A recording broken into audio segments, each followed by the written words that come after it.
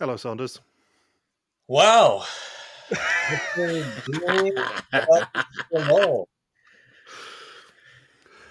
think he's one of the No, best moles ever. normally, I would do an intro here, but this is full pre-credit sequence because for 9 episodes and 9 weeks, Bindles and I have told you so many times that John is the mole, and you didn't listen. What? That doesn't sound like me at all. Yeah. Like last week, I literally told you everybody thinks it's John except for Logan. Yep. Except for Horseboy, I believe, is the exact Yeah. same. We were not subtle that it was John. That's tunnel busy. It certainly is. No, John doesn't like tunnels. We've established that.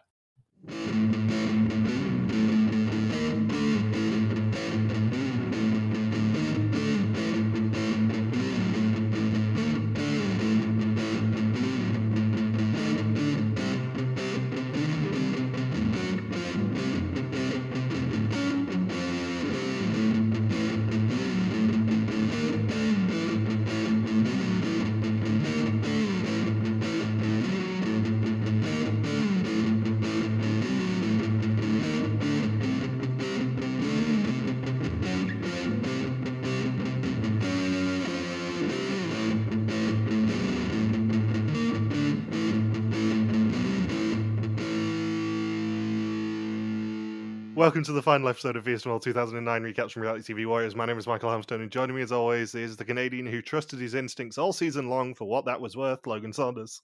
Good afternoon. And the guy who you should have listened to when he said that he knew it weeks ago, David Bindley. I don't even know. Good morning. I cannot tell you how many times me and Bindles have finished an episode and just gone, please let him keep up this streak. Please let him keep up this streak. Every single week. Yeah, because until I think it was 2 weeks ago, you had him rock bottom every single episode. You nearly did a perfect Logan Saunders 0. Nearly. One day, though. Yeah, if we had done Suspect List on this season, you would have scraped 1 point from 9 episodes. Whew. Good. I gotta say, I just finished watching through all the sabotages, and you have your Rowan on one end of the spectrum who couldn't adapt to a situation to save his life, and on the other end of the spectrum, you have Mr. Bean, who knew perfectly how to adapt to a situation, always had an idea on how to deflect blame. And one strategy that I really learned after seeing how he performed is that you don't necessarily have to do a specific action. A lot of his strategies was just simply slowing down the clock, just slow down the process and disorient people, not necessarily giving bad information, just slowing down the clock and letting things play out and filibustering a challenge. Well, not to date this podcast too much, but that's exactly what I think Michelle might have done this week on Belkia in terms of that final challenge. She slowed them down a lot. And it's a really good strategy because it's you can't really be, nobody can really pin it on you. And then on the other side with Vivian, at least I didn't at least, at least Vivian wasn't the mole. That would have been yikes. Now, John was a way worse option for you as mole here, I'm afraid. Oh, in terms of points? In terms of your suspicions, Vivian would have been a better choice for you, I think, in terms of points. But with Vivian there, like my favorite sabotage foiling I think I've seen in a long time is that Mr. Bean knew about the pact between Vivian and Dennis to sabotage challenges. So he said, "Oh, Vivian wants to try and double it at the restaurant challenge, so I'll just go along with whatever she says." And then Vivian doesn't sabotage it at all, so they end up earning money and just completely foils Mr. Bean's strategy. So I think it's one of those. It was a really good concept as a sabotage, but just ended up being completely outwitted by Vivian.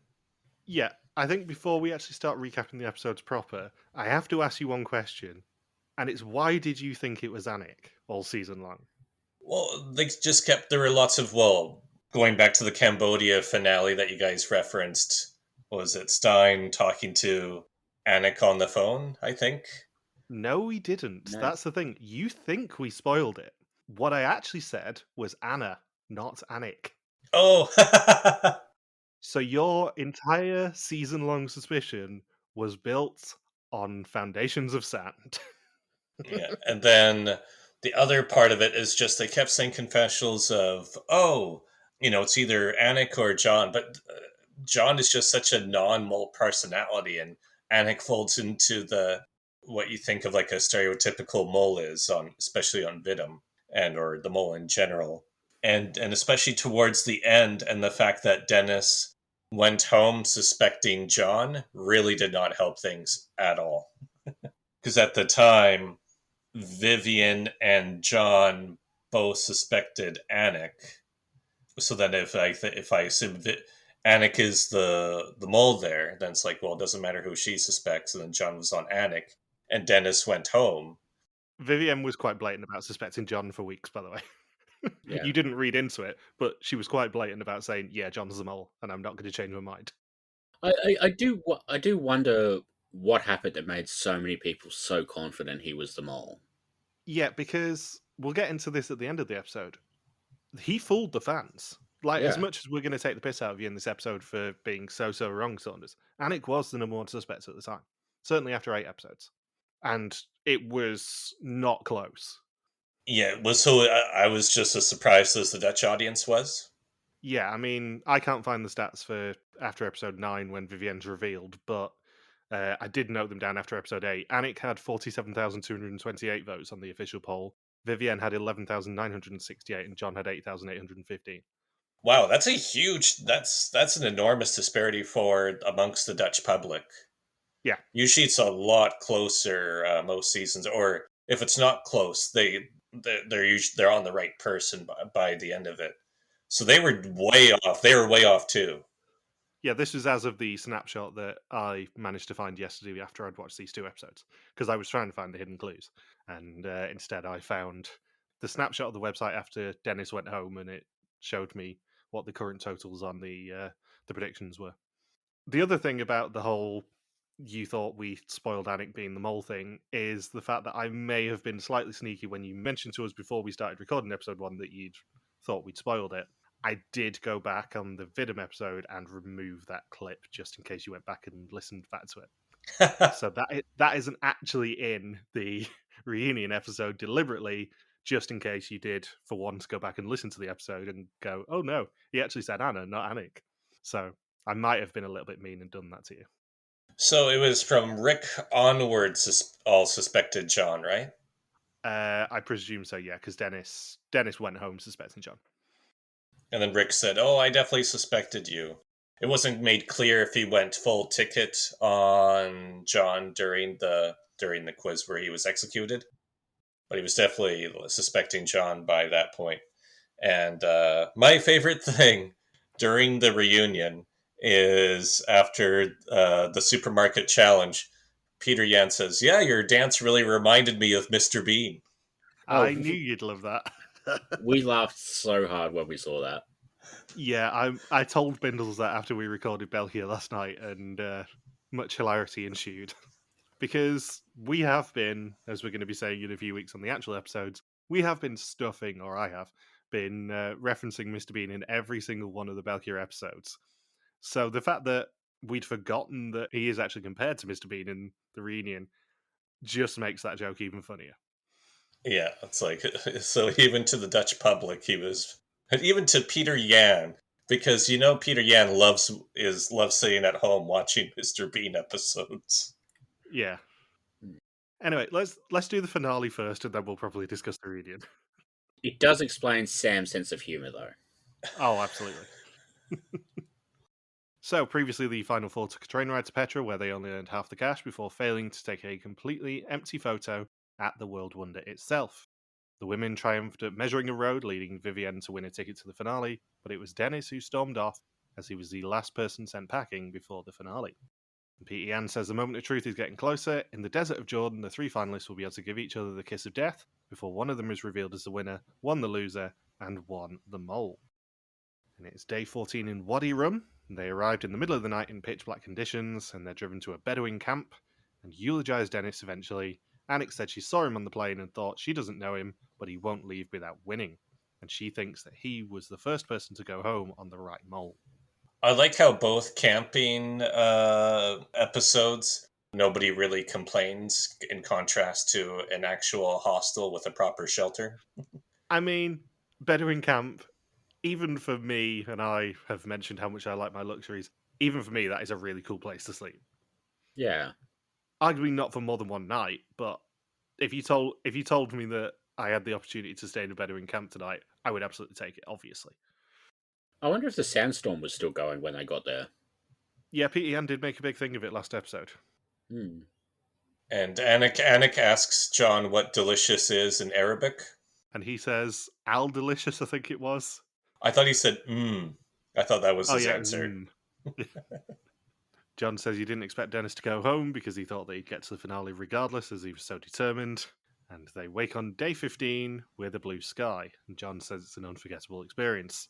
We find out that Dennis willed the pot to Vivienne, but nobody knew that. And Anik says she's having last-minute doubts about whether Vivienne could actually be the mole. And the conversation between Vivi and Anik is almost entirely in English. That's just for you, Logan, because they realised you were stuck too. Oh no, Saunders wasn't stuck. He was fully on Anik. Like, we can't sugarcoat this. There was no doubt in Saunders' mind. No, I was just based, everything added up. Especially because throughout this, it doesn't help that throughout this episode, Vivian kept saying, yeah, I think Anik is kept suspecting Anik still. It was not helping. I mean, to be fair, you were in so deep you could have drowned in the Dead Sea. I was messaging Bindles after I'd watched this finale last night, just going, yeah, this finale is so unsubtle. If he doesn't get it now, I genuinely do not know how he isn't guessing it. Because they're not subtle that John is the mole in this episode, especially this first challenge. Although we were messaging that backwards and forwards as early as Northern Ireland. Yeah, true. But this episode especially is not subtle. Yeah. When you watch this finale going into it knowing that John is the mole, they beat you over the head with it. To the point that, we pretty much see him sending Anik in circles in the first challenge. Arguably, very, very funny move.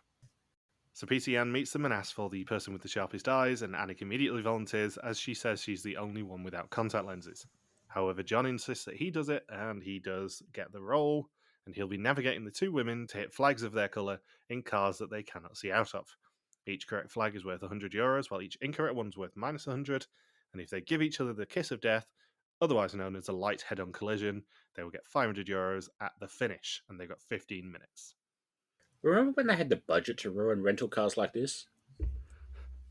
I mean, arguably this is not the first challenge this season where it's basically drive into something very quick. Yeah. Justin Cody from Amazing Race would have loved this. Who? Bacon and Tori Spelling would have loved this. Yeah. I wasn't aware of them under any other name. And I was not expecting a challenge taken from Australian Survivors Whalers Way season to be used in a WIDM finale. And more importantly, it has the health and safety of the modern-day Australian Survivor seasons. Pretty much. Anik doesn't have a key. Instead, she has 2 wires and has to hotwire the car to start it. Where is the budget for this show? And Vivienne knocks over the first flag with 8 minutes left, but then hits a red one. And she's debating between Anik and John. She hopes she doesn't put every question on the wrong mole. Anik says she thinks it's been too easy for John to hide in this group of people. He could just relax and let everyone else do the dirty work. She hopes Vivienne is onto her, even though Vivienne deserves the pot. And John says he's sure it's Anik. She's done so many things that he just can't make sense of. It's not Vivienne. She's made far too much money. And he sends them to do the kiss of death. However, the only thing that Anik hits is a camera off a pole. You just see a producer just screaming in the back room. Ah! No, not a camera. I mean, when they filmed this in 2008, GoPros were probably very expensive. They were probably worth more than a couple of the flags in this challenge, to be honest. We don't actually find out the maximum of this challenge either. We don't know how many flags there were. No. It didn't seem like there were that many. Yeah. Yeah, I'm gonna guess there were probably 5, and then the €500, so it's probably €1,500 max. Hmm. But we don't actually know. That's the fun thing about this. Yeah. Like it's a nice challenge. It's like the only issue is we're sort of in the same situation as John, where it's sort of really, really hard to tell what's going on. Yeah, It doesn't help that they have these random echoey confessionals and the whole screen changes yellow throughout the challenge too. Yeah. I still don't know what was going on with that. I must say on that point though, compared to more modern day finales, this is a lot less fillery. There are 3 Yeah, challenges. They're at least interesting challenges. They might not be interesting to talk about too much, but they're at least interesting challenges, and the mole can do things in them. And it's not Yeah. 30 minutes of bullshit filler where everyone's just going, "Oh, it might be this person, it might be that person." Oh, I've got to go and get a makeover for the finale test. Yeah, like 2 years after this, we have an extended scene of Patrick and Hart having their beards shaved off. Like this is a good finale, at least in terms of the amount of content they give us. yeah. Even their final quiz took under 2 minutes. Yeah. That is really short. Yeah, they don't spend any time on it at all. It's just like a normal test. Yeah, and it's very efficient even with the reveal because Vivienne gets walked out. She gets told within about a minute of Peter Yan talking to her, "Oh, by the way, yeah, you've won over 20 grand. Stand by me," and that's it. Like, there's no farting about like there Hmm. normally is in a finale of, "Oh, yeah, you could be the winner. You're not the loser though," and all that nonsense. It's Yeah. very efficient, very to the point, especially for like a 50-minute episode or whatever it was. Hmm. So Peter Yan then drives back over and roasts John for his guiding skills, and then confirms they earn nothing of €1,500 for this challenge. I loved Peter Young saying like they didn't even win anything from the kiss of death. Like, I don't like it. If you call this kissing, Meanwhile, he's ringing home, and Sam's trying to ask him how to kiss a girl. Maybe that's why they called it the kiss of death. Peter Yan just came over and said, "Yeah, my son's really having trouble with learning how to kiss women at the moment. yeah, Can we do anything with that?" Can we make that a challenge? yeah, front and center halfway down the engine. Is that right? I don't know. So we get the usual nonsense interrogation scene at lunch of everyone going, "Oh, could you be the mole? Why haven't you earned enough money?" All that bullshit. Peter Yan then meets them in the evening with hundreds of candles behind him. He says he'll ask them 10 questions and the answers are words written onto the candle sheaths. After 10 questions, they should know the answer to the most important question, which, spoilers, is how much is this challenge worth? Going back to the last challenge, Peter Yan roasts John hard for his performance. Yeah, I don't think we actually ever found out when Peter Yan found out that John was the mole. Hmm. Because we know it wasn't by Final Five, Yeah, because he might have told us that he'd been tipped off by that point. But yeah, he was on Sebastian. yeah, I wonder whether this was the host just roasting a player or the host roasting a mole knowing Hmm. that, everyone's onto him anyway. It would have been funny if John really did guide the two vehicles back to Amman. I love the bit sort of the little filler conversation scene where they're both trying to get Anik to name any challenges where she won any money on her own, and I'm like, look at the season's challenges. There's basically nothing where you've worked individually to make money. Like there's maybe like the Karakaridi rope bridge, which €250. Who cares? And then maybe Vivian at the lunch. That's the only. Those are the only two things they've really done individually this whole season. Yeah, true. I love how both driving challenges have also featured Anik being absolutely terrified as well. Yeah, Because we find out in the reunion she only got her license 6 months before coming onto the season. I'm pretty sure that every driving instructor says, yeah, in this part of the test, we need you to hit the front of the other car of the incoming traffic. I mean, it would explain so much about how many times it took me to pass my test. Yeah, you didn't hit any of the fronts of any cars. Not on any of my tests, no. I managed to avoid that. Yeah, I did manage to on my second driving lesson hit a curb and pop the tire though. that sounds about right. Yeah, like 5 minutes after my driving instructor had said, "Yeah, I've only ever had someone hit a curb once and they popped a tire," and I obviously decided to do it again because I'm me. Yeah, I mean, it does sound on brand for you to be a bad driver. I'm a very good driver, that's the difference. I should be, given how many times it took me to take my test. I failed 3 times at 17 and then didn't do it for 5.5 years after that because I was rage quitting. So, the first question is who first found their spot in the Titanic warehouse, and they know that it was Vera. The second question is who spent longest on Square 32 in the amphitheatre, and that was Frauke. I mean, they get them all right, they know all the answers. Is there anything interesting in this challenge you want to talk about, other than it being a very pretty challenge? Yeah, it was a cool landscape. That's pretty much all I Yeah. had here. I mean, it's a cool idea. It's interesting that a lot of the questions are from Northern Ireland. Like, I think Yeah. there's only like 2 or 3 that are actually from the Jordan part of the season. Well, I think the only people whose candles weren't blown out were the final 3. Yeah. Who fell in a wadi? Yeah, you're right.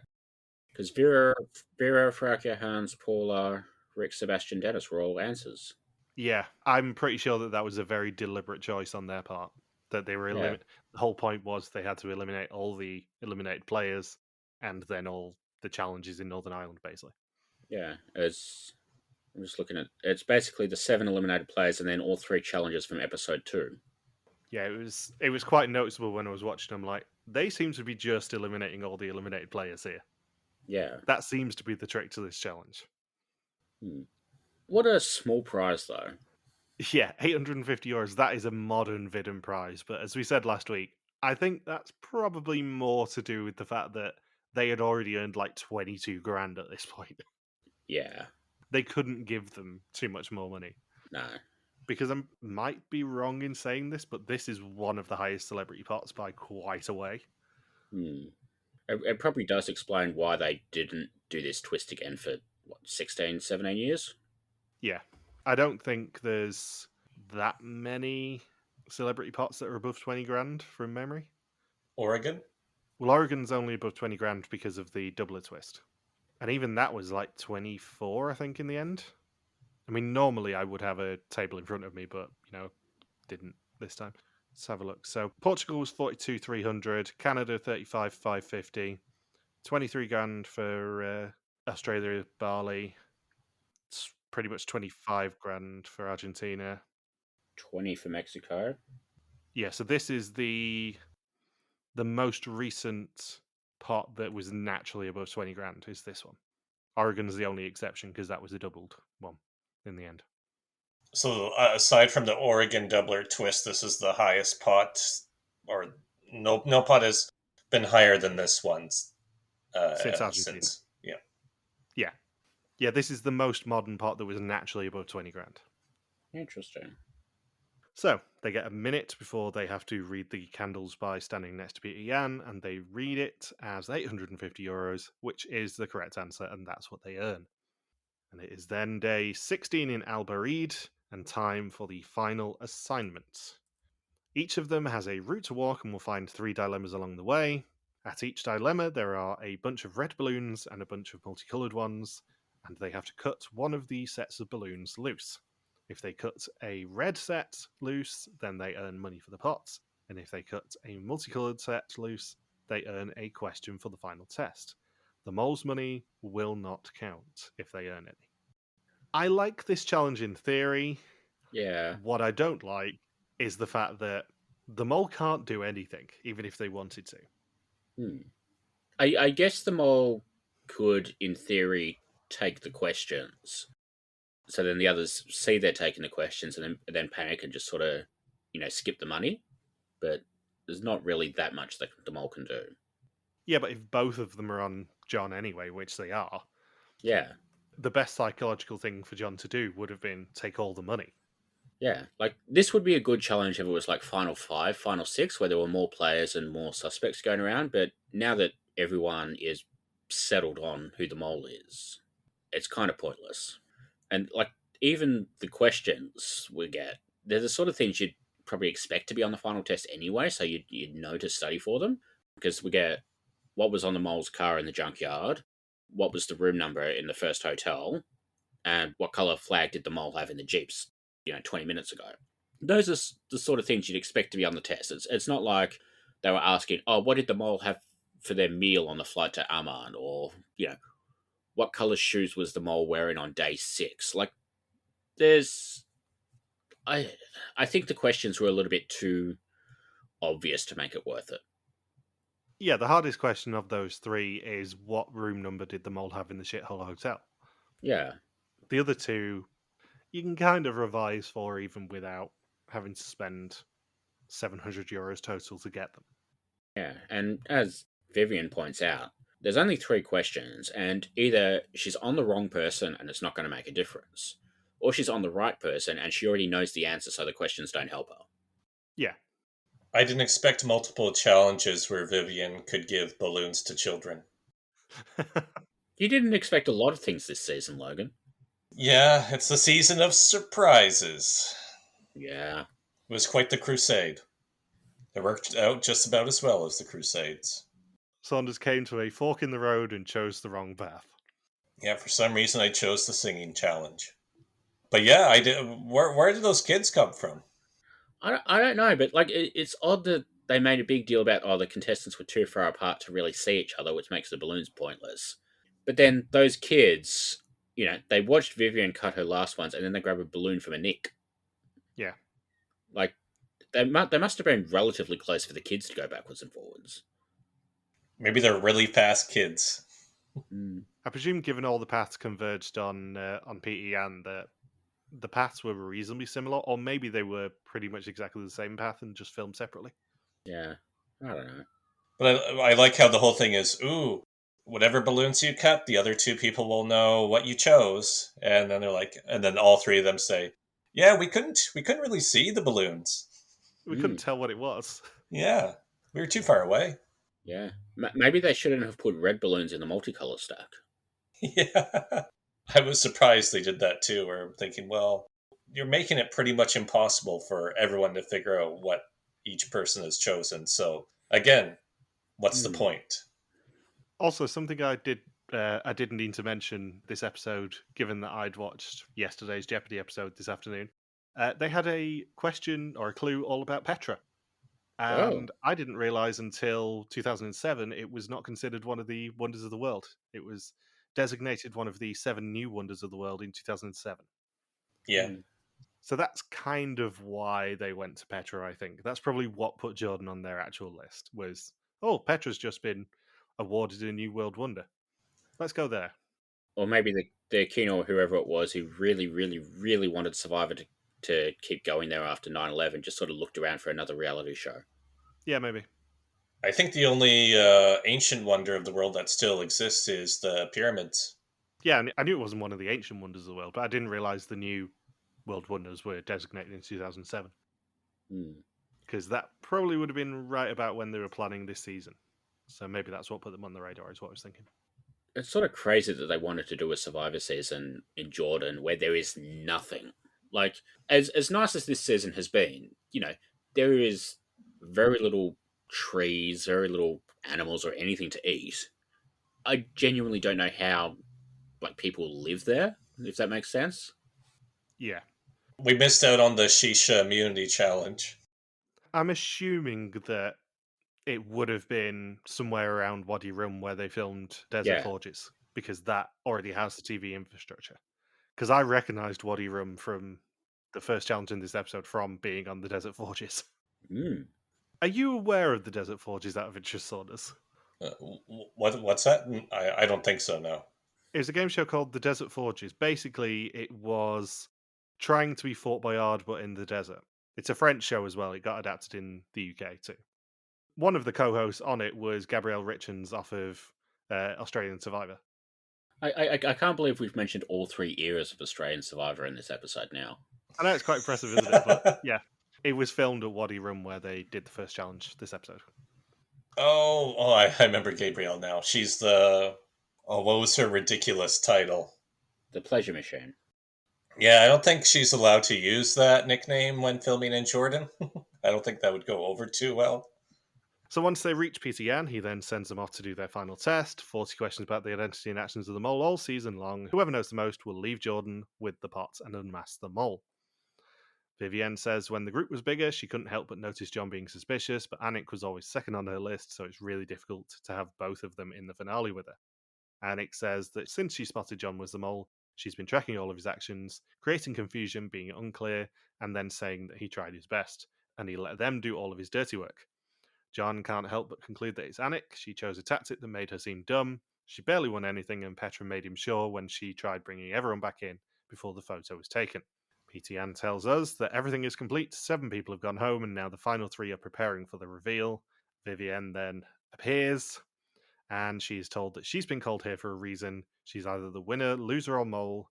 She played the game as she should, smart and sharp. She made a deal with Dennis, which brought her to the finale over him. The pot is over €20,000, and it's all for her. It's a really, really cool location for a final reveal. Like, it's not Petra. It's the Triclinium, which is a little bit... It's basically the Petra you go to when you can't go to Petra. It's basically the Ayatollah to Petra and Angkor. Yeah, like, the area around it is literally called Little Petra. Like, that's how much they lean into this. But, like, we've had some okay locations for WIDM reveals. But, like, every now and then they do something really cool, like this, or the Sydney Opera House, or the Olympic Stadium in Montreal, which is maybe the one place in Canada that nobody wants to go to. I don't know. Vernon, BC is pretty up there. Yeah, like they've done some really cool locations, and then some that are a bit shit. I think this is one of the really, really good ones. Yeah, this location is not just brilliant because it is basically Little Petra, but the lighting and everything is gorgeous. Yeah. The art design and the production design on this final reveal are impeccable. Yeah. Like, we watched this in potato quality because the subtitles are hard-coded into an old video. But there is a high-quality version of this episode out there, and I went and watched that after I watched this episode, and this is gorgeous. Like, as good as it looks in potato quality, it looks stunning in, decent quality. Like, TV doesn't surprise me that much anymore. This surprised me.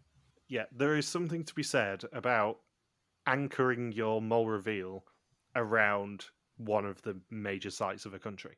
It doesn't happen very often on Mole, especially nowadays.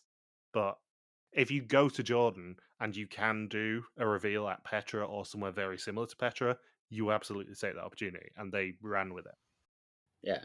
I mean, it's at least it's better than if they'd done Jordan first and then Northern Ireland and had to do a reveal inside that bloody Titanic warehouse again. Well, I presume if they'd done Northern Ireland second, they would have done it at the Giant's Causeway or something, which would have been very impressive as well. Or maybe at the other end of Carrick-a-Reedy. Just imagine, like, all of the candles on, like, the little blocks on the Giant's Causeway. Yeah, that would have been awesome.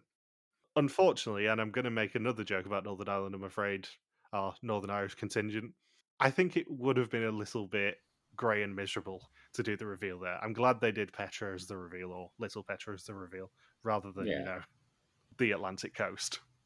Yeah. I know there's, like, a little bit of a resemblance between Pidian and Sam anyway, but Pidian has never looked more like Sam than at that moment where he's standing next to Vivienne, sort of watching her be all proud of herself. Yeah, I'm glad we did this season after we've seen Sam be an absolute terror. Yeah. Because there is a lot of Sam in that VEN expression. It's a front runner for the banner if I can't think of a better one. Yeah. I think you should go with it. Yeah. It was certainly what I had in mind as the banner for when you provide me with the high quality versions. Yeah. We get like a nice little montage of Vivienne being kick-ass. Yeah. Which I think... I mean, I realise it's probably filler because they needed something with these challenges being a bit crap. But I could only think of like 2 other times where they've done a montage for the winner, which were the first 2 Australian mole seasons where they basically did the mole montage at the end of the finale, and then at the end of the reunion they did like a montage for the winner. I think those are the only 2 other times they've done a winner montage, and I kind of like it. I think they did. Didn't they do one for Frederique? They did a package about her at the reunion because of what had happened to her, but that was more like a eulogy, I guess, than like a proper like celebratory montage. Although I guess, given Frederick's maybe like the only other example of it from WIDM, it's probably interesting that the music here is the funeral music from Hellboy, of all things. So it is now January 2009 in Lissa, when the season premiered. In the castle behind Peter Yan, everything will be revealed. However, Frauke couldn't be asked turning up. And the losers all discuss how wrong they were, and Dennis said that he ruled everyone out except John. The advantage I would say about them recording the reunion so early is none of the losers know who else is actually still around. So, like, the first three do not know that Dennis, Rick, and Sebastian are going to be coming in next, for example. It adds to the fun reactions. Like, if you compare it to the closest thing we have, which is a Belkia reunion now, they all at least know that each other have got eliminated because they record that the day before the finale. So they already know who the final three is. Whereas in this case, none of them really know who else has gone home after them. So, in other words, when Vivian walks into the room, the first few eliminated people would be thinking, oh, that means Frauke is in the final three. Yeah, potentially. Like, Frauke went home, what, fourth, I think it was? So the first three people would have had no bleeding clue that she went home after them. And if she was a bit older, it'd be no bleeding clue that she went home. Vivienne then walks in and announces that she won, but doesn't say who she beats. Just, I won. It's like, what, you won what? This fucking show. And when they're all seated nicely, the loser and the mole walk in, and PC Gang greets them.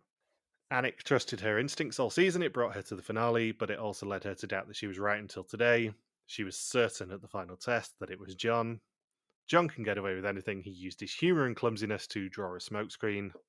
PC Yan then asks the immortal question, who is the mole? And John steps forward. And my next note is, what went wrong, Saunders? A lot went wrong. I think I already outlined everything that went wrong.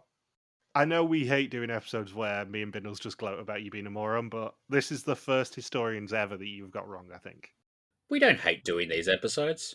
No, we don't hate gloating, but this is the first opportunity that we have had to really, really mock you for being wrong on historians. Yeah, I was just absolutely floored. Especially when the finale didn't help pep me out either. Well, that was dumb.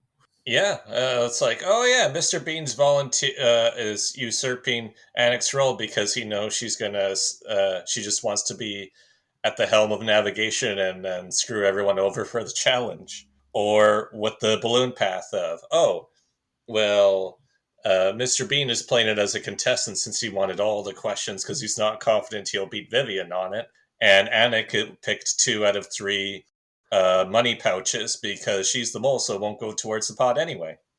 And just for interest, remind us who you suspected in FIDM 2025? Let's see. Sophie and Rose?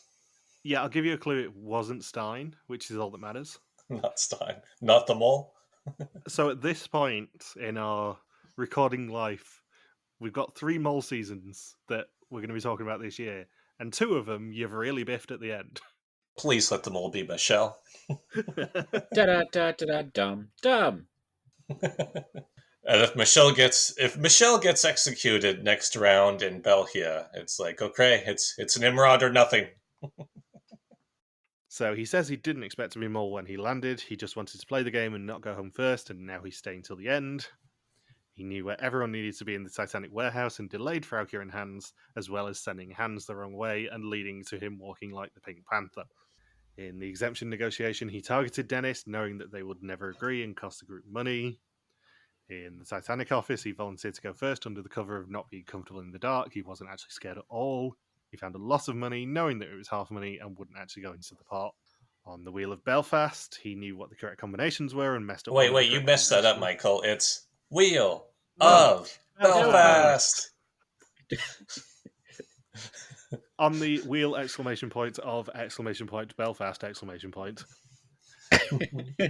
He knew what the correct combinations were and messed up one of the correct combinations. He used Rick's Chaos as cover and wrote all over the board, so the questions and a loss of the structure were gone. Brilliant sabotage. Yeah. My favorite thing about Wheel of Fortune, I played it. I had the Sega Genesis game as a kid, and after you get through about 7 or 8 puzzles on Wheel of Fortune for the Genesis, the puzzles already start repeating. Ah, Wow. to be fair, it did have a very limited memory.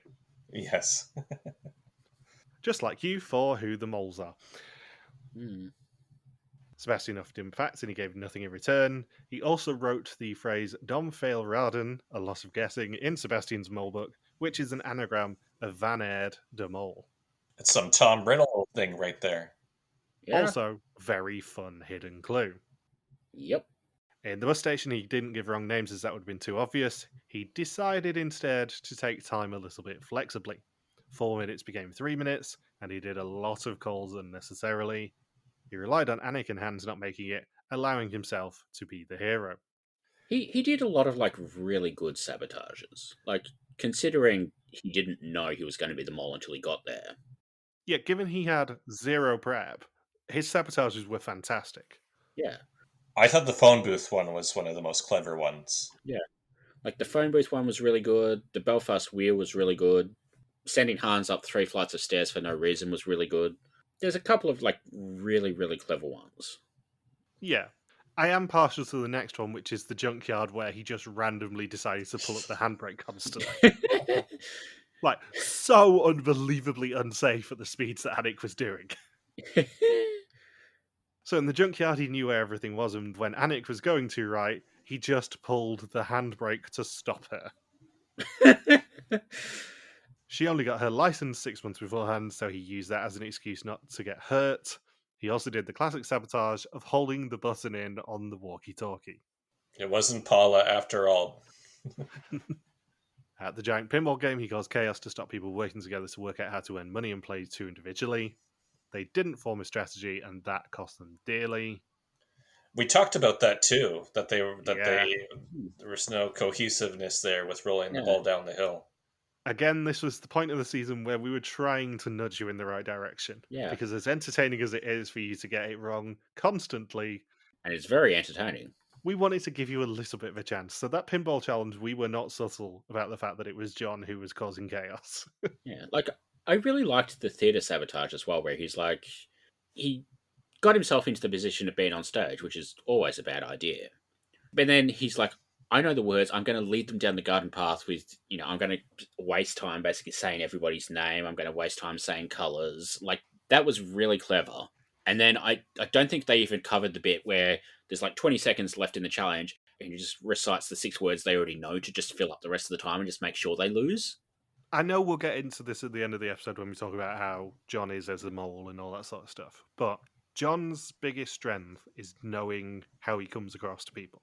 So because he knew that he came across as this aloof character and as this sort of bumbling moron, he played into that so much, and it was a brilliant strategy for him as mole because he could just fart about and waste so much time and cost them so much money just basically by being an extension of himself, like all good moles are. The best moles are people who know themselves really well and play to themselves, but as an extension of themselves and just sort of waste time and do these sabotages, but it feels perfectly authentic for their character. Not mentioning any names, you're Rowan. I mean, to be fair, Euron was playing an extension of himself. It's just himself is an absolute boring shit. Yeah. And incompetent. The worst moles tend to be those who act in a very inauthentic way to their own personal character. And I think that's something that doing 23, I think it is, seasons of Mole at this point on the podcast has kind of made me realize is that actually a lot of the moles that we really like are the ones who are still incredibly authentic to their own character. They just find a way to extend it and make the role of mole work for themselves still whilst being authentic to themselves. Yeah. I mean, I should use that a lot more to find out who the Belgian moles are, because I'm really bad at it when we go to finales. They mentioned he did something in the castle laser tag game, but then they were like very sort of unclear about what it actually was. I think it was basically that he knew that Vivienne was onto him and that she Hmm. would want to take charge. Yeah. So he basically did nothing and let her ruin herself, basically. Okay. That makes I sense. think basically his tactic was, shit, Vivienne's very smart. She's obviously onto me. She wants to be paired up with me so she can keep an eye on me. So I'm going to do absolutely nothing but let her basically tank this challenge for herself. Yeah. Because we never, correct me if I'm wrong, we never find out how early Vivienne was onto him, but I think it was fairly early. Yeah. I suspect the final 3 candidates were probably onto John fairly early between them. Yeah. Well, we learn in this episode that nobody fell for Sebastian still in the money, so they must have already been onto him before that point. Yeah. In the amphitheatre, his team helped a lot by just messing up. Anik answered questions for the other team, and Sebastian was rolling poorly. So he decided to change his tactic to helping the other team so that team would not win any money, but win an exemption, and his team would still earn very little. Very good mole tactic. Mm. He also says he knew that Dennis and Vivienne were onto him, but Anik and Rick were doubting. He says it's no fun if you're not suspected at all. He wanted the excitement of the chase. Having been there, you do want the excitement of the chase. It was very fun. In Ajloon, Anik and Vivienne both wanted to talk to him, but it was nerve-wracking. As a mole, you're always aware of what you can and can't say. You're not busy finding the mole, you're busy misleading people as the mole. He answered yes when Anik asked if he was the mole, but no to Vivienne just to cause chaos. He knew the puzzle answer in Jerash and didn't give them everything they needed. It helped that Vivienne and Sebastian couldn't keep the answer key up, and Sebastian says he was messing around just to see how Vivienne would react because he suspected her. In the supermarket, he relied a lot on their stubbornness about misinterpreting the rules and wasted a lot of time finding incorrect products. He messed around behind Anik's back and she actually caught him doing that. And he put the Belgian batteries down under the German flag immediately. And Peter Yan, as we've already alluded to, says he reminded him of Mr. Bean with the dance. I did, when I watched that episode yesterday, pause it and laugh a lot because I knew you'd be delighted at that, Saunders. Yep. Confirmation, he is Mr. Bean. That supermarket challenge, he did so much in there. Yeah. That's probably the best sabotage of the season. It's a terrible challenge, but it was great sabotages from him. Yeah. It doesn't make any sense that they did it in Jordan, but considering how much comedy we got out of it, I'm happy they did it. The Dead Sea, he couldn't really do anything to stop Vivienne succeeding at the Peter Yankers gamble, despite knowing about the part that Dennis and Vivienne had. In hindsight, it was a very good decision for her not to sabotage for her wallet. He stalled on the train with his phrase and also with not actually doing anything, and his safe had 300 euros, not 100 in, meaning that there was a lot more money hidden on that challenge than we were led to believe. I can't believe I didn't catch on to that one. Yeah, I think that means the prize is actually 2,000, not 1,600. I'm presuming that it was actually 2,400 because we saw that Vivienne had 300. We now know that John did. Yeah. Presumably, Anik did. Maybe. So I can't see why they would do 300 for carriage 4, 300 for carriage 3, and then 100 for the other two. That wouldn't make a lot of sense. Yeah, for some reason I had it in my mind that we knew it was 1,600 after they doubled it. Well, we were led to believe at the end of that challenge it was 1,600. Yeah, so if you add the 200 that's extra in John's safe, and then double that again, that brings it up to an even 2,000. But also, they're not going to have 3 safes that were 300 and one that was 100, I don't think. Yeah, it could have been 300, 300, 200, 200. Well, the ones that were opened were John's 300 as we know it now, and Vivienne's 300 as we know it now. Yeah. So, yeah. I'm sort of working on the assumption it was 2,400, to be honest. Okay. It doesn't matter, let's be honest. No. It's a rounding error at this point. Yeah. In Petra, he told people to stay, losing them the 1,000 euros. And in my favourite sabotage of all, in Wadi Rum, he sent them out blind. Left and right is tough when you have 2 walkie-talkies, as are red and green. He let Vivienne hit one right away, but then took that amount right back out to be safe. And he knew Anik would be scared to be in a blindfolded car, so just left her going in circles for 10 minutes. And the best thing about it is that She knew exactly what he was doing. He knew she knew exactly what he was doing. He was wetting himself laughing, and the only purpose it served was just annoying Anik, because Anik was never going to suspect Vivienne, given how No. much money Vivienne brought in. So Anik knew that John was the mole. The only thing that it could have done was maybe make Vivienne doubt it, but obviously not when John is so in that power position. It's such a wonderful position for a mole to be in, and to just really, really mess with them, and have the balls to really mess with them publicly. Yeah, I think it's interesting that John basically messed with Anik specifically like 3 separate times with this driving, the demolition derby, and the mirror. I don't think we've ever really seen a mole go that hard at steering one specific person away from them for so long. No, I think he just latched on to Anik being the most fun person to mess with, which Yeah, is an admirable quality. yeah. As a mole, you definitely want to find someone who you can just really enjoy messing with. Hmm. They showed a lot of challenges considering they only had like 50 minutes to work with, or 40 minutes once you do the reveal. Oh yeah, well, that's the advantage of a pre-recorded reunion, is the fact Yeah. that they have 2 months at this point to edit it and make sure it's a tight Hmm. 50-minute episode and actually worthwhile. Arguably, this is one of the rare times that I will say that it's a good idea for them to put more hidden clues online, because there was no fat in this reunion, really. It shows you how much John sabotaged throughout the season. Yeah, well, I went through and made a list of the ones that weren't covered. We've got the luggage bus, which he didn't do anything in because everyone else was effing up. The beach auction, which was basically I stood around doing nothing. The vote at Karakariri, which couldn't really sabotage. The hookers, which there's not much you can really do there. Like, it's a good challenge, but it's not really sabotageable. The taxi game, which they won everything. Like, there's no money he could have lost. The ice thing, they won everything. The measurement, there was no money available. The candles, they won everything. And the balloons, he couldn't have lost any money. So there's really only 2, 3 challenges that he could have sabotaged that they didn't show, which is pretty bloody good. Yeah, I have a lot of very positive things to say about the end of this season, even though a few of these episodes are maybe a bit light on the sort of stuff we can talk about. The production decisions are almost universally fantastic at the end of this season. From Little Petra to the reunion being super efficient and just getting on with it, there not being a lot of filler in that reunion. And we are huge advocates of pre-recorded reunions on this podcast. This is the sort of reason why. Because can you imagine them doing this live? Yeah. We would have seen 3 sabotages and who's that? And Ron. Yeah.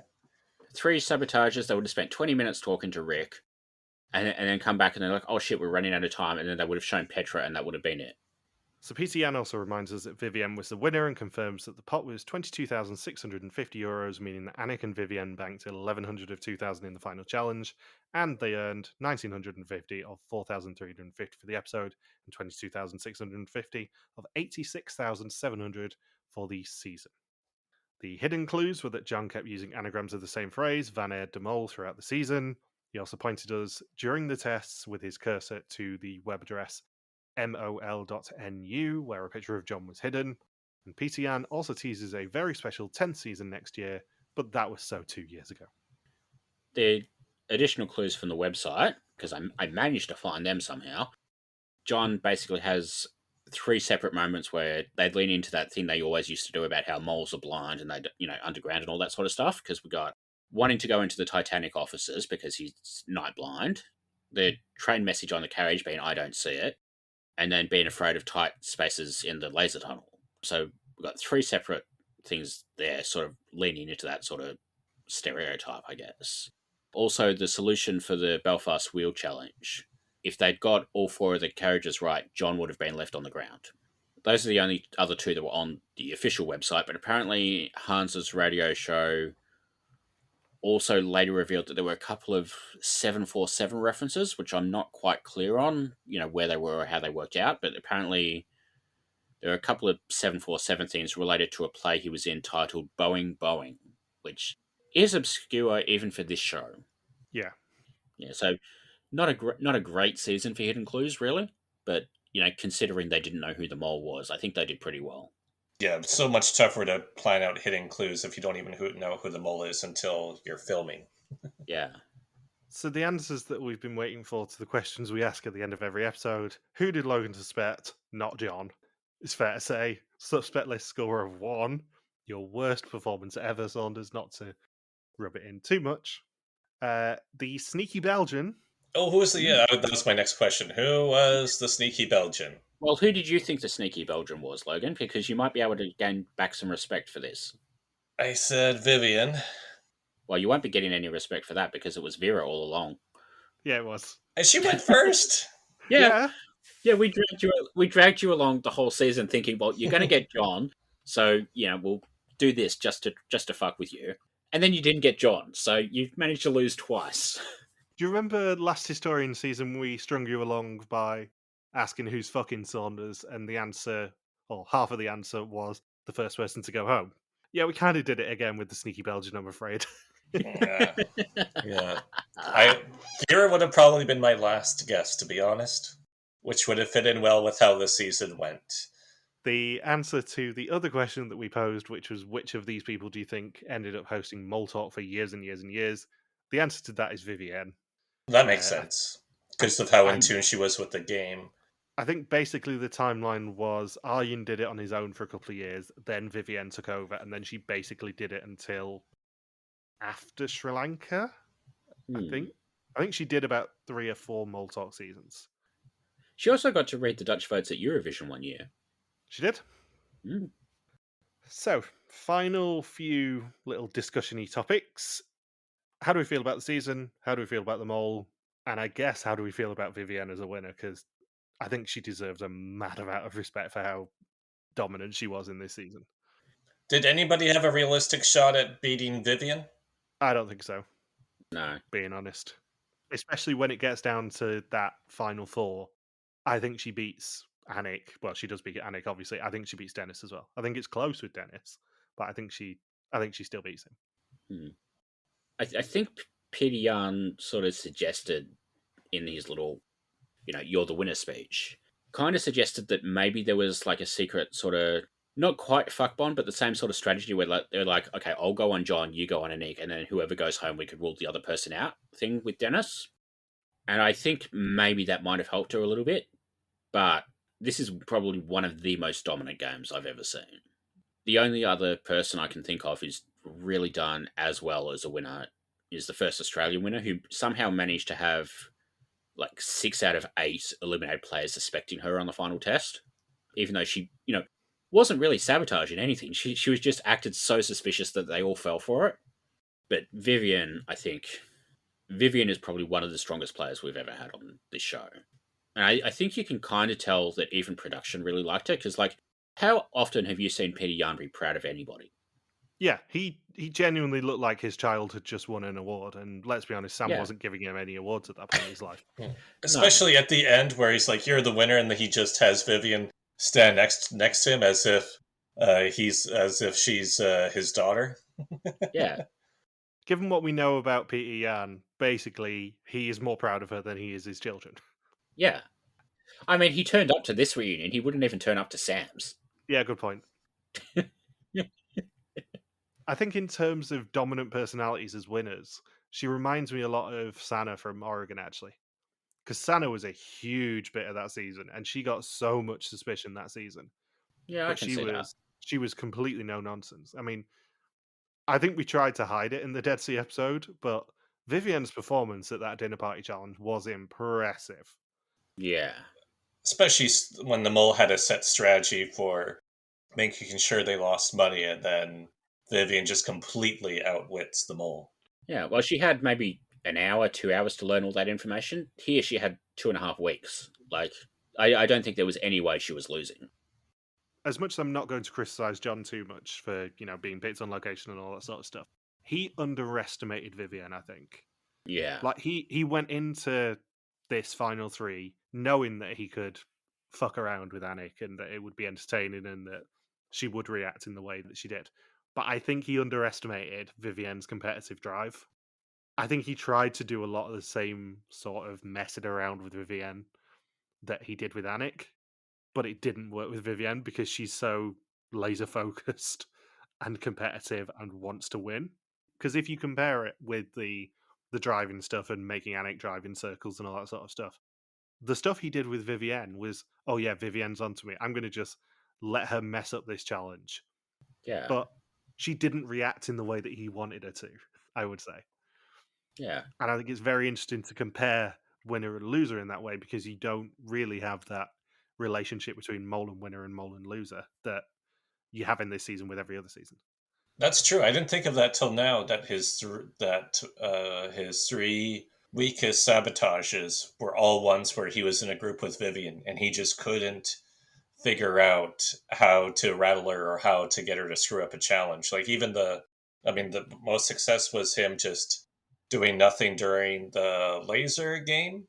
But that's like even that, it's a pretty weak sabotage. Be like, well, Vivian's really onto me, and she's not going to respond to any sneakiness or any of my attempts at being clever. So I'm just going to let her run the challenge.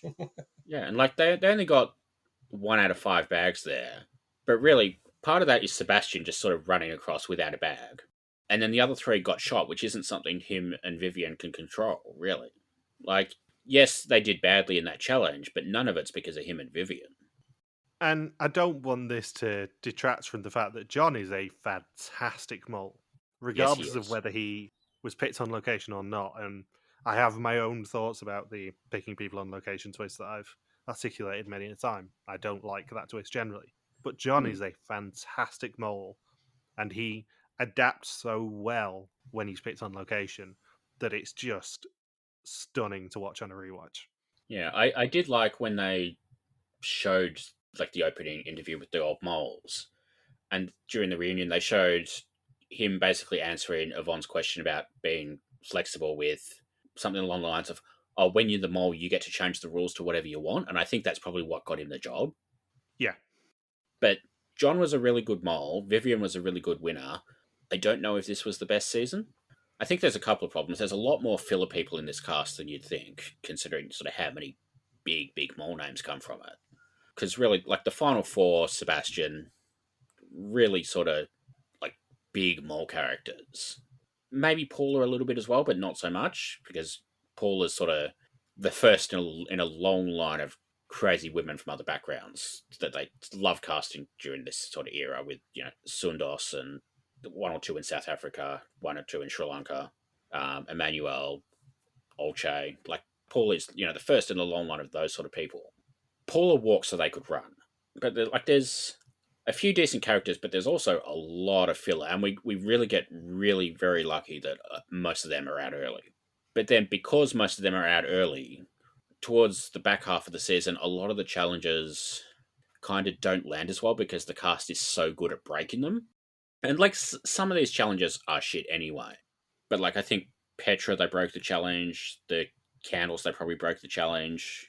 A couple of other ones, sort of the challenges don't work because the cast, you know, like the challenges are a bit simple this season a lot of the time.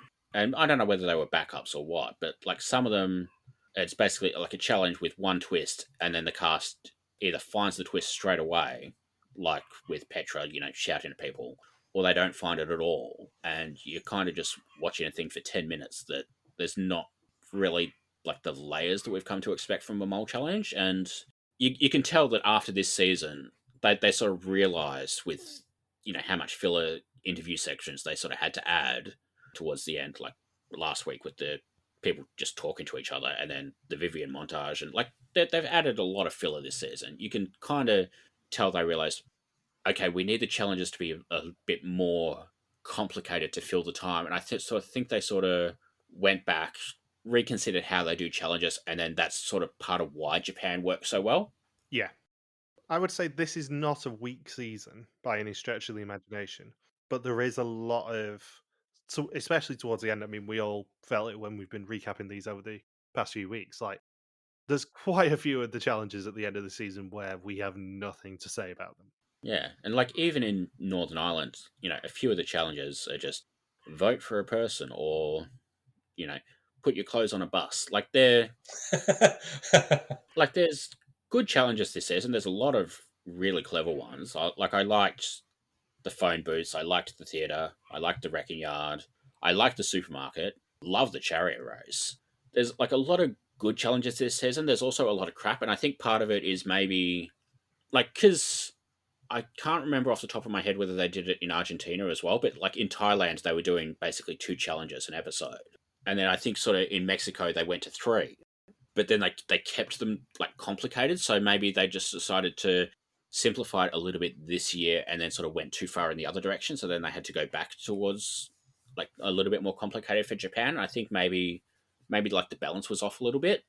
I think, especially in the Jordan half of the season as well, they went more for impressive locations and not Yeah. necessarily the impressive challenges, ignoring obviously the stuff like the supermarket. But if you consider in the Jordan bit, we have the amphitheater, we have the chariot race, we have Petra, we have Little Petra, we have The Ice Canyon. yeah, the Ice Canyon. All that sort of stuff is just in the last 4.5 episodes of this season. Yeah. Like, they do a really good job of finding locations like this Yeah. season. Like, even in Northern Ireland, like, we made fun of them doing so much with the Titanic. But, you know, if you're in Belfast, you kind of have to. So, like, you know, you do one at the dry docks, you do one at the offices. That's 2 challenges there, plus they do the exemption negotiation thing at the same location to save time. Then you've got the Ferris wheel, you've got the tourist bus. They do a theatre challenge, which is a really cool thing to do in Ireland. And then you get, you know, Karakaridi. They do like a rolling fields challenge with the pinball. Like, they do a beach challenge in Ireland of all places. Like, they went out of their way to find cool locations this season, and sometimes the challenges matched them, sometimes it didn't. But I think generally they did an okay job.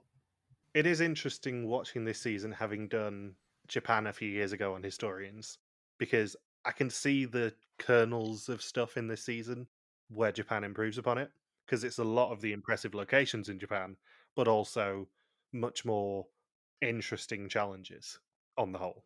Yeah, and you can tell even from Japan, they were like, okay, this worked, this worked, this worked, this didn't work, and then you can see sort of how they adapted for El Salvador, Nicaragua.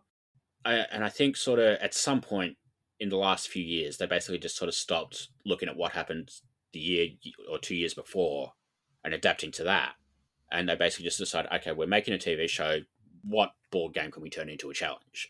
And I guess like there's like a little bit of risk taking in this sort of era of WIDM that we've kind of lost the last few years. And like I know part of that is that, you know, they're worried about, you know, what happens if COVID happens again or something.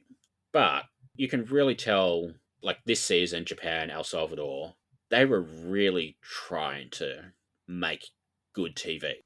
Like, don't get me wrong, like they tried a little bit in Mexico and Cambodia, but you can tell they're making a TV show first and then a good TV show second. And I think this era, they're like, okay, how do we blow people's minds? And I kind of wish they would do that a little bit more. What are your thoughts, Saunders? Yeah, it's tough to follow that. After that 10 minutes. I liked it. She won. Yeah, as the one person here who had never seen this season before, you have a unique perspective, albeit a very wrong one on who the mole was. Yeah.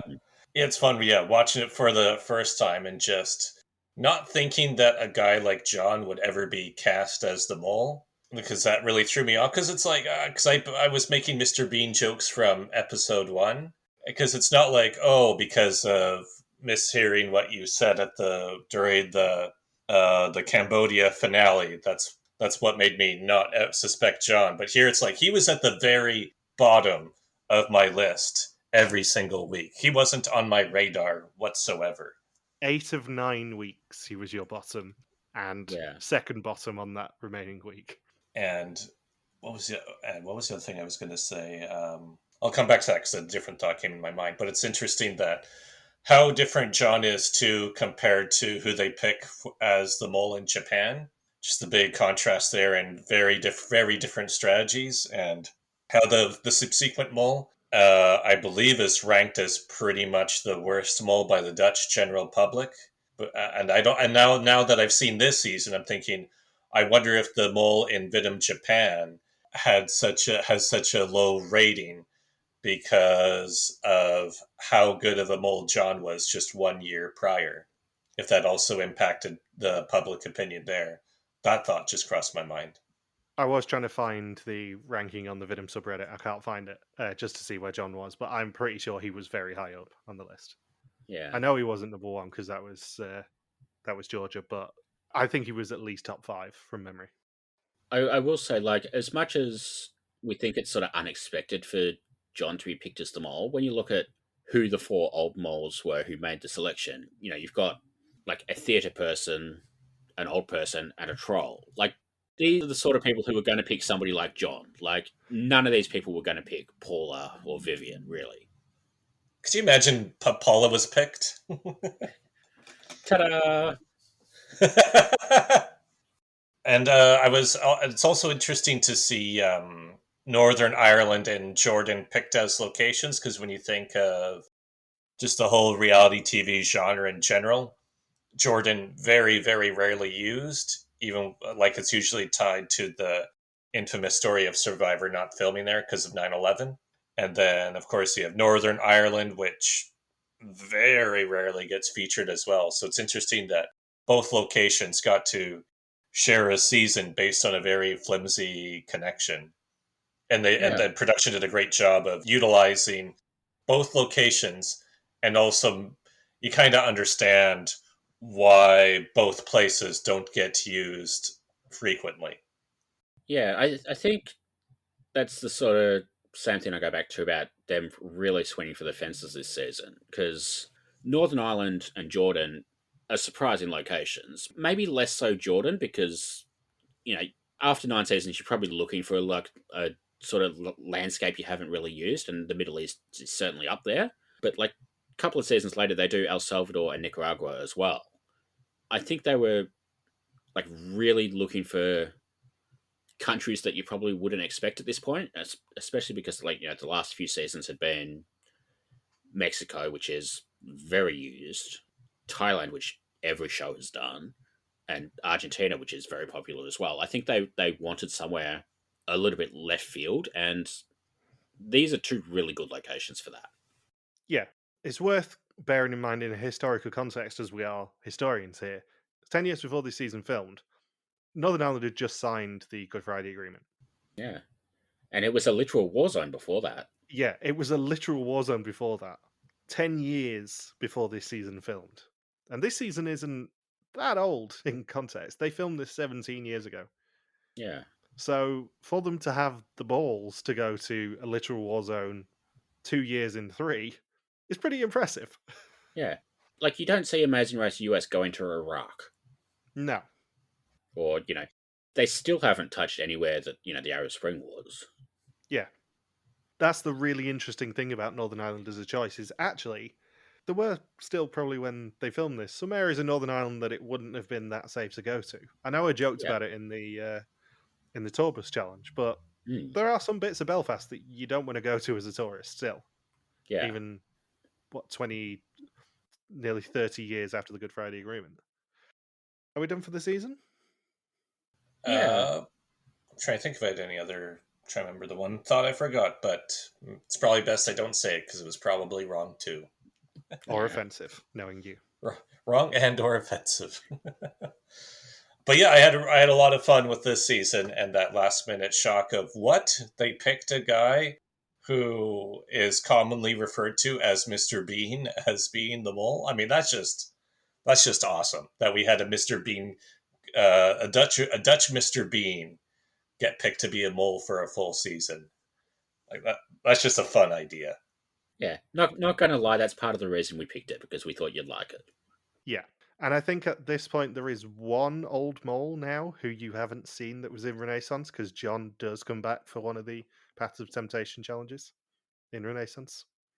Should we do a Renaissance historians when he's actually sees all the old moles? That is a potential choice that we can discuss. But the Euroan, though, can we skip the Euroan scenes? We can just pretend it was Nikki. Nikki won by guessing herself on the test.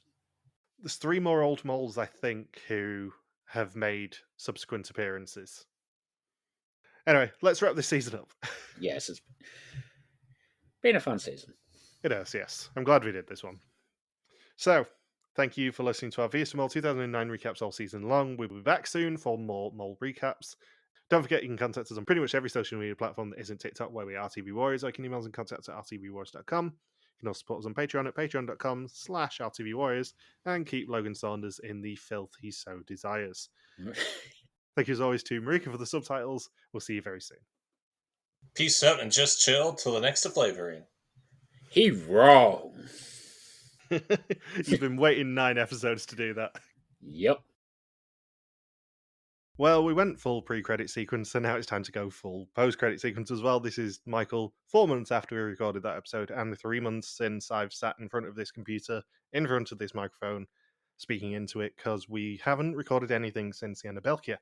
As you may have seen on social media, there has been a little change of plans with the scheduling for the next few months at least. We were going to go Renee Sams and then maybe have a few weeks off and go into WIDM and Belkia as normal, but unfortunately, due to the Winter Olympics, WIDM 26 has been delayed, Renaissance has been delayed as well, and it kind of clashes with our prior commitments now, which means that we are not going to do Renaissance or WIDM 26 live. However, what I will say on that note is that doesn't mean we're not going to do Pool, First Suspicions, Weekly Suspicions. All of that stuff is still going to run because we'll still be able to watch the episodes. And in the case of First Suspicions, in the event that you win it, you're still going to get credit. It'll just be at the start of Belkia. And if we do decide to do Historians for either of those seasons, we will use the First Suspicions and all that as part of those episodes. So it's not a lost cause. However, what that does mean is that in reality, you won't get any episodes from us between August the 28th, when this episode comes out, and let's be honest, about March 25th, 6th, whatever that Thursday will end up being if Belkia stick to the same schedule. So, as an interim measure, we are going to do a Historians to start next year. It will be in January, it'll be in our normal Wednesday slot. It will probably, as there are no seasons left, I don't think, with 10 episodes left, it'll probably end up being the second week of January. But just keep an eye on social media. Please still do First Suspicion, Suspect List, everything like that, because we are still going to run it, and I'm still very much here for all the data and all that sort of stuff. And I will leave you with the announcement that the next Historians is going to be season... I'm not telling you yet. See you in January.